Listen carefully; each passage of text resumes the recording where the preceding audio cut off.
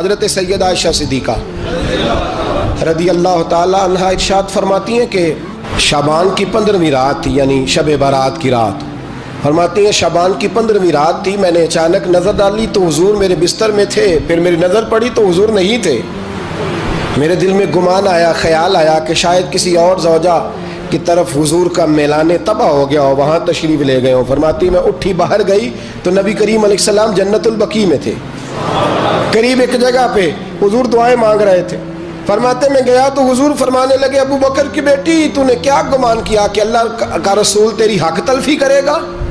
عرض کی حضور آپ مالک ہیں، کہیں اور جانا چاہیں تو میری طرف سے پابندی نہیں۔ کہتی ہے وہاں کھڑے کھڑے میرے رسول کریم نے بیان فرمایا، یہ ترمذی کے لفظ ہیں۔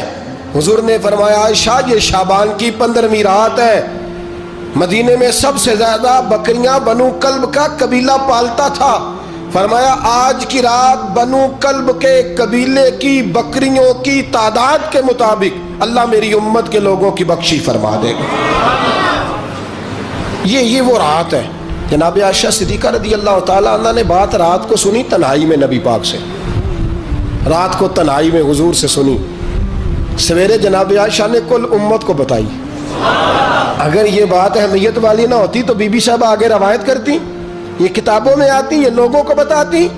حضرت عائشہ نے روایت کیا اور مولا علی شیر خدا نے تو کھل کے کہا، ابن ماجہ میں حضرت علی سے پیار کرنے والوں کے لیے الگ عنوان، مولا علی نے کھل کے فرمایا شعبان کی 15ویں رات کو رات عبادت کرنا اور سویرے روزہ رکھنا۔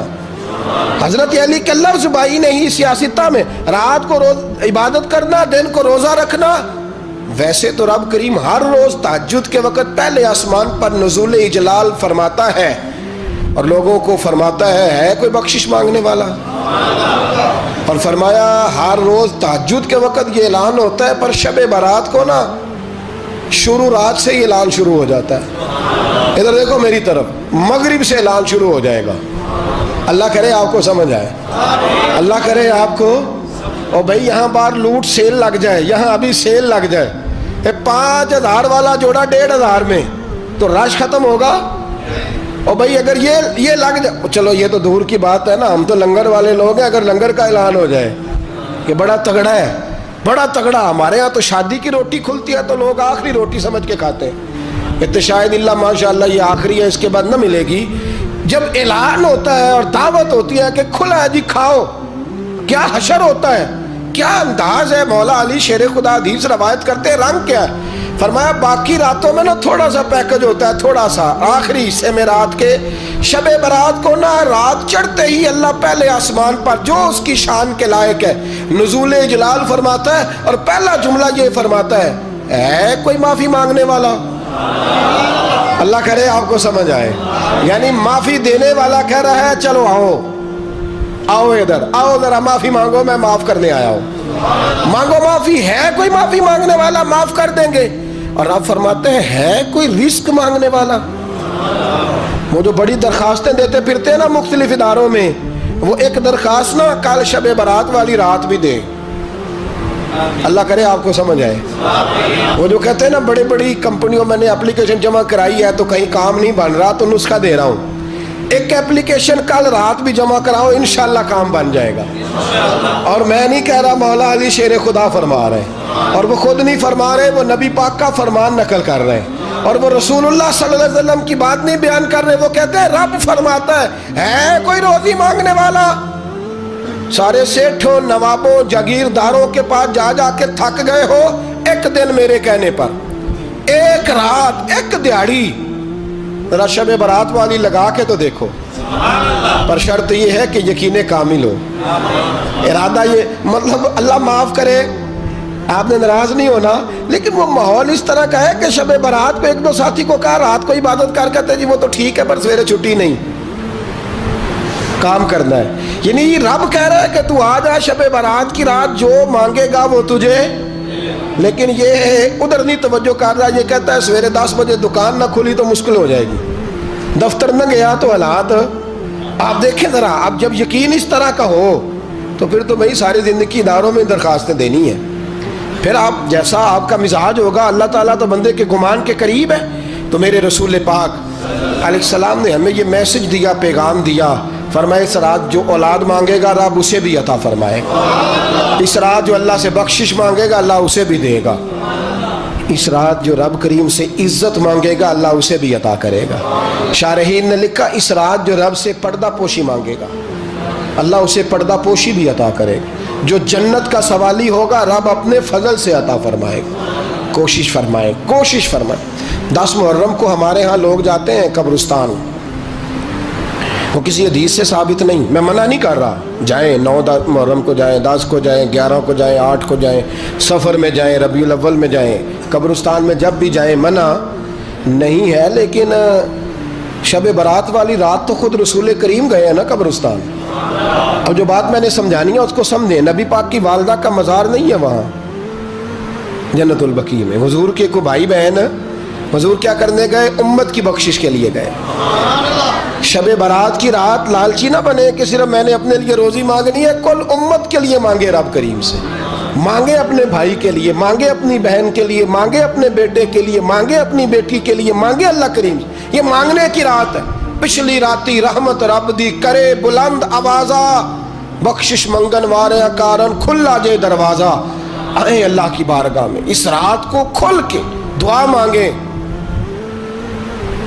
قبرستانوں میں نا کچھ قبریں ایسی ہیں کہ جو بتاتی ہیں کہ سالوں بیت گئے ہیں کوئی آیا نہیں، کچھ قبریں بتاتی ہیں۔ اور کچھ بڑے قبرستان بڑے شہروں میں ایسے بھی ہیں کہ جن کا گورکن کہتا ہے کہ مجھے کمیٹی نے کہہ دیا ہے جہاں 4-5 سال کوئی نہ آئے وہاں نئی قبر بنا دیا کرو، وہاں نئی قبر بن جاتی ہے معاذ اللہ۔ او بھائی کچھ ہیں ایسے، کچھ ہیں، یہ جائیں نا اکبر بادشاہ یہاں لیٹا ہے لاہور میں تو شعر لکھا ہوا ہے، بر مزارے ماں غریباں نے گلے پروانہ سوزز نے صدائے بلبلے، فارسی کا مقولہ لکھا ہے اس کی قبر پہ، کہتا ہے میں وہ غریب ہوں، اعلیٰ بادشاہ ہے مقبرے میں لیٹا ہے، کہتا ہے میں وہ غریب ہوں کہ نہ یہاں کوئی پروانہ آتا ہے نہ بلبل آ کے گیت گاتی، کوئی آتا ہی نہیں، کوئی فاتحہ نہیں پڑھتا، کوئی فاتحہ نہیں پڑھتا۔ وہ بھائی کئی قبریں ایسی ہیں جن پہ سالوں بیت گئے کوئی لوٹا نہیں۔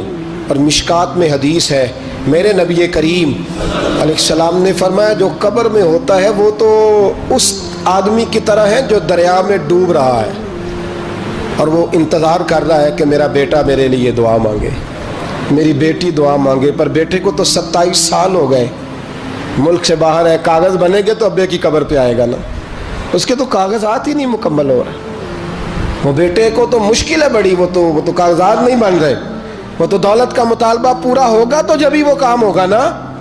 انتظار ہو رہا ہے قبروں میں میرا بیٹا دعا کرے، میرا بھائی دعا کرے، اور اگر بچہ دفن ہے تو وہ کہتا ہے میری ماں دعا کرے، میرا باپ دعا کرے۔ کوشش کریں شب برات بعد از مغرب یہ رواج پیدا کریں، یہ رسول اللہ کا طریقہ ہے صلی اللہ علیہ وسلم۔ قبرستان میں جائیں اور جا کر کے وہاں اللہ تبارک و تعالیٰ سے دعا مانگیں کہ یا اللہ جو اس قبرستان میں لیٹے ہیں وہ بھی، اور جو آج تک کلمہ پڑھنے والے دنیا سے گئے وہ بھی، اور جو قیامت تک جائیں گے وہ بھی، اے اللہ تو سب کی بخشش فرما دے۔ اللہ کی رحمت کو محدود نہ کریں کہ صرف مجھے بخش دے، اسے کہیں یا اللہ کل کی بخشش فرما۔ ساری امت کے لیے دعا کریں، شب برات کی رات نفل پڑھیں۔ ہمارے ہاں محفل ہوتی ہے ہر سال الحمدللہ، بڑے شوق سے بڑا خوبصورت ہم اہتمام کرتے ہیں، لیکن میں اکثر دوستوں سے کہا کرتا ہوں کہ جن کو اکیلے میں نفل پڑھنے میں مزہ آئے وہ اکیلے میں پڑھیں۔ کتنی کھلی بات کر رہا ہوں، میں پابند نہیں کر رہا کہ آپ یہاں آئیں گے محفل میں آئیں گے ضروری ہے، بھئی آپ کو اکیلے میں مزہ آتا ہے نا، کچھ لوگ تنہائی میں ہو تو دل زیادہ لگتا ہے، وہ تنہائی میں کریں اللہ اللہ کوئی عرض نہیں، لیکن کچھ ایسے ہیں کہ نعت سنتے ہیں تو دل نرم ہوتا ہے، تقریر سنتے ہیں تو دل نرم ہوتا ہے، تو جن کا اس طرح نرم ہوتا ہے وہ مسجد میں آئے بات سنیں۔ کچھ کو سب کے بیچ بیٹھ کے رونا آتا ہے۔ حضرت سعدی شیرازی فرمایا کرتے تھے کچھ لوگوں کے آنسو مجھے رلا جاتے ہیں، فرماتے ہیں کچھ کی آنکھیں دیکھ کے رو پڑتا ہوں، لہٰذا میں جب بھی ذکر کرتا ہوں محفلوں میں بیٹھ کے کرتا ہوں، تنہائیوں میں مجھ سے نہیں ہوتا، تو جس سے نہیں ہوتا وہ آئے نا، مسجد میں آئے، رات عبادت کریں، کل مغرب سے پہلے پہلے کام سمیٹ لیں سارے، اور مغرب کے بعد یہ رات شروع ہوگی، مغرب کے بعد ایک چھٹی کر لو اللہ رسول کے لیے، کر لیں گے انشاءاللہ تعالی ایک چھٹی، اور توبہ کی رات ہے یہ، توبہ کرنی ہے، توبہ کس کو کہتے ہیں؟ توبہ کا معنی ہے پچھلے گناہ پر پچھتانا، شرمسار ہونا. کہتے نہیں اے کاش میں نہ کرتا، اور وہ لفظوں میں نہیں، جملوں میں نہیں، توبہ رٹی رٹائی نہیں، شرمسار ہونا اور آئندہ گناہ نہ کرنے کا پکا ارادہ کرنا، اس کا نام توبہ ہے. دیکھیں اللہ تعالیٰ فضل کرے، میں نے پچھلے سال کہا تھا، پھر کہتا ہوں، مسجدوں سے نا شب برات کی رات، شب قدر کی رات چیخوں کی آوازیں آتی ہیں، لوگ اتنا روتے ہیں نا. رونا چاہیے، کم روتے ہیں زیادہ رونا چاہیے. لیکن سوال یہ ہے کہ اتنا زیادہ لوگ شب برات کی رات روتے ہیں، کیا پھر سویرے بددیانتی ختم ہو جاتی ہے؟ جو رات مسجد میں کھل کے رو کے آیا ہے اس کا پروگرام ہے نا کہ اب ملاوٹ کبھی نہیں کرے گا، اب گاہکوں سے جھوٹ کبھی نہیں بولے گا، اب وہ بددیانتی کا معاملہ کبھی نہیں کرے گا، لیکن رات روتا بھی رہے اور سویرے پروگرام یہ ہو کہ میں نے پھر لوگوں کو فریب دینا ہے، داؤ لگانا ہے، تو اس نے توبہ کیا رات کے، یہاں بس یہ ایکٹنگ کر کے لوٹ آیا ہے. یعنی بڑی سجا بنا کر کے سوار کر کے رات توبہ کی. کیا مطلب ہے توبہ کا؟ کہ توبہ آپ نے کی. حضرت حسن بصری سے کسی نے کہا توبہ کیا ہے؟ فرمانے لگے توبہ یہ ہے کہ جس گلی سے رب نے تجھے منع کیا ہے دوبارہ پھر تو اس گلی میں نظر نہ آئے، تو نظر ہی نہ آئے، اور جس جگہ جانے کا رب نے تجھے حکم دیا ہے پھر تو دوبارہ وہاں سے غیر حاضر نہ ہو. اگر یہ پروگرام ہی نہیں، ارادہ ہی نہیں. بچے ایک دو مجھے کہنے لگے کل حضرت صاحب توبہ کے موضوع پر ہم نے گفتگو کرنی ہے تو کوئی باپ بتائے کہاں پہ ہے. کچھ بچے شاگرد ہیں، کچھ مسجدوں میں جمعہ پڑھاتے ہیں. ایک نے مجھ سے کہا، تو میں نے کہا بیٹے پہلے مسجد میں جاؤ، 2 نفل پڑھو، توبہ کرو، توبہ کا ارادہ بناؤ. یہ رسم نہیں ہے. وہ نعت خواں بھی تو توبہ کر لینا جو شب برات کے دن لوگوں کو توبہ کرانے آیا ہے اور 25,000 کا سودا کر کے آیا ہے. تو آج اس کام سے تو توبہ کرنا، یہ نوٹ پھکوانے سے تو توبہ کرنا. یہ رسم ہے. ساری رات توبہ توبہ توبہ توبہ، یہ کیا معنی ہے اس کا؟ کیا مطلب کریں؟ امام غزالی فرماتے ہیں کہ ایک آدمی بادشاہ کا گارڈ تھا، سپاہی تھا، اس کا پہرے دار تھا، نگرانی کرتا تھا، بڑی وفاداری سے نوکری کرتا رہا. بادشاہ نے اسے تنخواہ کے علاوہ بھی بڑا نوازا. اسے بادشاہ نے بڑے الاؤنسز دیے، بادشاہ نے بڑا کچھ دیا، مکان دیا. کچھ سالوں کے بعد بادشاہ کو پتا چلا کہ یہ میرے لیے نہیں آتا تھا، اس کی تو میری کنیز پر نظر تھی.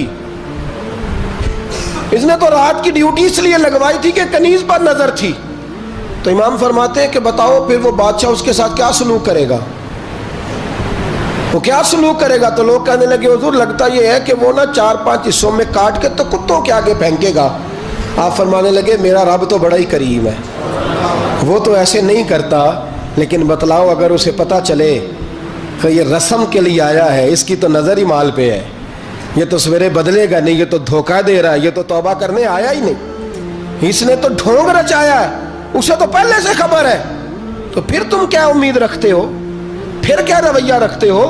شب برات کی رات دھاڑے مار مار کے رونا اور صبح اسی طرح دھوکہ دینا، اسی طرح فریب کرنا، اسی طرح جھوٹ بولنا، اسی طرح بددیانتی کرنا، اسی طرح لوگوں کو لوٹنا. تو یہ رسم نہیں ہے توبہ. توبہ تو بدل جانے کا نام ہے، توبہ تو پھر سنور جانے کا نام ہے. توبہ تو اس طرح ہے جس طرح حضرت ابراہیم ابن ادھم نے کی تھی. وقت کے بادشاہ تھے، بادشاہ جب توبہ کی تو پھر ہر چیز چھوڑ دی، پھر مال لوگوں میں بانٹ دیا اور پھر ٹاٹ کا لباس پہن کر زندگی گزاری.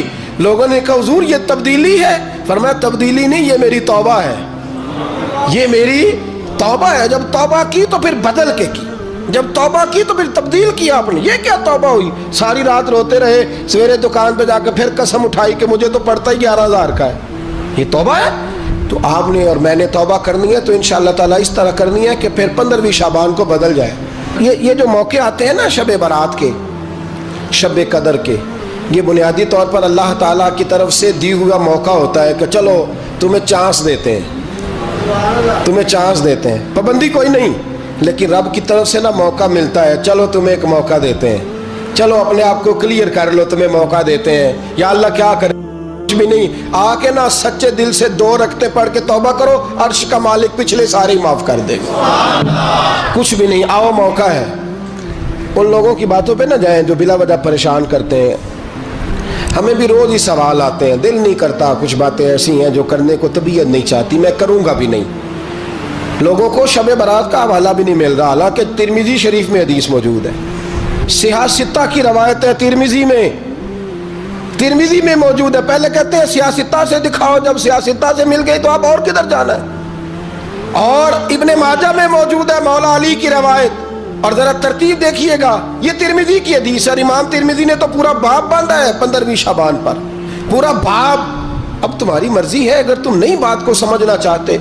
اور مجھے پتا کیوں یہ شب برات کیا لگتا ہے، مجھے کبھی کبھی یوں لگتا ہے کہ رب فرماتا ہے کہ رمضان سے 15 دن پہلے ہی پکی سچی توبہ کر لے، تیاری کر، پاک صاف ہو جا، تاکہ جب رمضان آئے نا تو پھر تجھے پاک ہونے کی ضرورت نہ پڑے، بس پھر تو آتا جائے اور میں تیرے اوپر رحمت نچھاور کرتا جاؤں۔ بس تو پہلے ہی تیاری کر، 15 دن پہلے ہی، 14 دن پہلے تیار ہو جا۔ کل رات اپنے آپ کو ذہنی طور پر تیار کریں، بچوں کو تیار کریں۔